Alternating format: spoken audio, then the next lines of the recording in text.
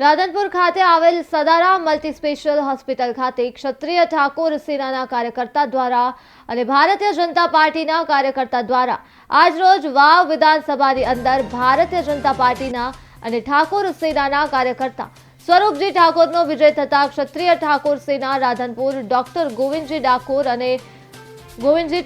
અને ક્ષત્રિય ઠાકોર સેનાના રાધનપુર તાલુકાના પ્રમુખ રામાજી ઠાકોર અને ભરતજી ઠાકોર અન્ય ઠાકોર સેનાના કાર્યકર્તા દ્વારા ભારતીય જનતા પાર્ટીના કાર્યકર્તા દ્વારા રાધનપુર ખાતે આવેલ સદારામ મલ્ટી સ્પેશિયલ હોસ્પિટલ ખાતે ભવ્ય ઉજવણી કરવામાં આવી।